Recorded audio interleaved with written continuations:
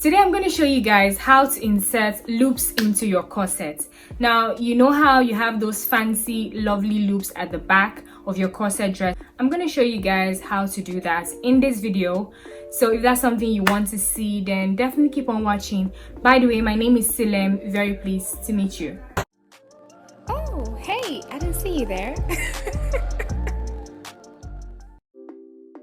I've already gone ahead to draft my the corset back piece. If you haven't seen the video where I show you guys how to do this, the link will be in the description box down below. It's a full corset tutorial, how to draft, cut and sew.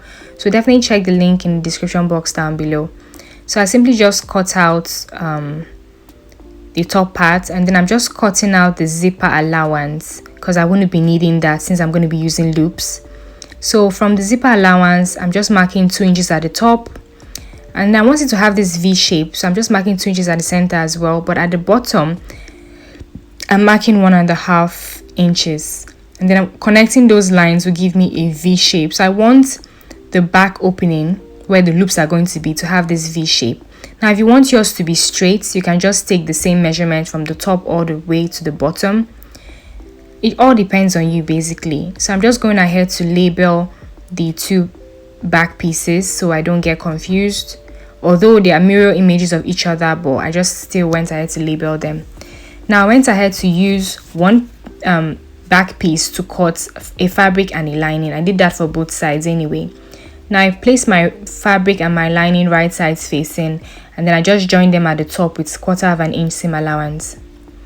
Now I went ahead to make sure that the allowance is facing the lining, and then I went ahead to top stitch it.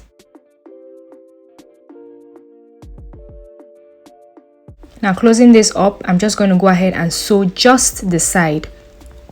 Now this is not the side where the loops are going to be attached. This is the side where, you know, you're going to shape, you know, the corsets.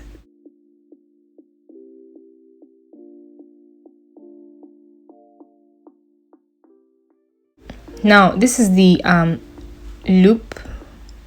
Now for my loop, I'm using a piece of fabric that is 1 inch wide, and the length honestly depends on how many loops you're going to be making. So I'm making about 10 to 12 loops, so I used about 20 inches. The length of this piece of fabric was about 20 inches. So I just folded it, and then I'm just sewing on the wrong side. Now once I was done, I just simply took a broomstick and then I just turned it to the right side.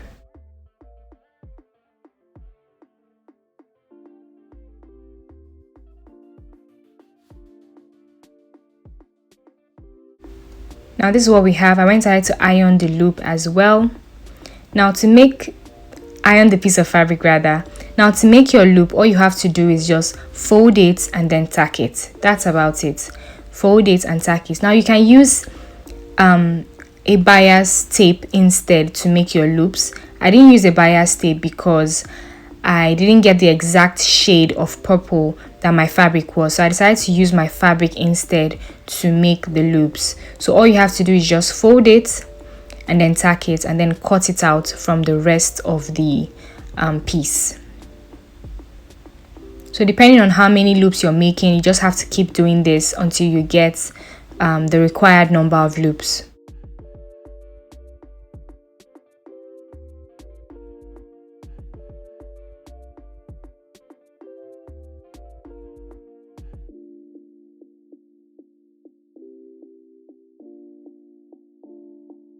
Now once you have the required number of loops, all you have to do is just open up your lining so that you can see your fabric, and then place the loops on the fabric, making sure that the loops are facing inward. Okay, so you don't want them to be facing outward, you want them to be facing inward.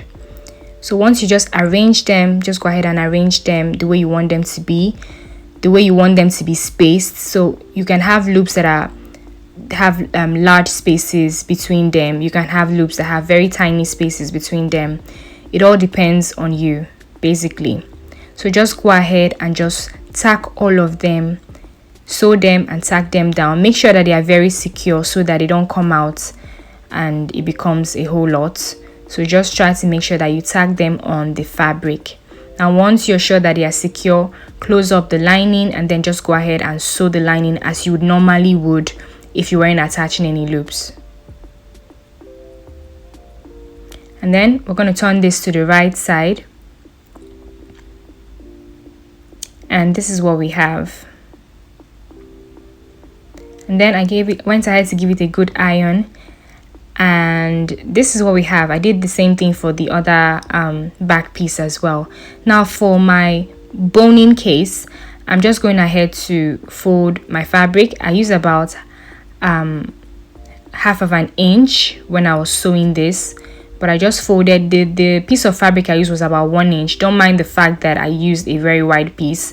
I actually knew that I was working with like 1 inch wide piece. I just folded that and then I sewed it with about ½ inch, and then I just cut out the excess fabric. Just basically the same process that I used to make the strip for the loops is the same thing I did for this boning case. So before I put in the boning casing, I just went ahead to sew my darts on the back piece. I did that for both sides.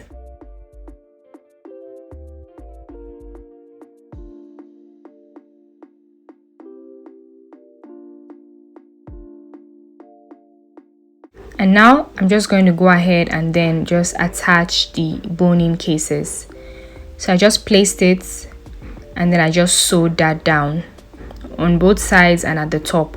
Now you can decide to use a bias tape again for your bone casing, but the reason why I did not use the bias tape is the same reason why I did not use the bias tape for the loops. I couldn't find the exact shade of purple. So basically it's up to you. You can decide to make your own bone casing and your own strip for your loops from the fabric, or you can just go ahead and get a matching bias tape, or you can decide to use a different color. It doesn't even have to match with the rest of your fabric. Honestly, you can do anything you want to do. Just be creative with the whole process.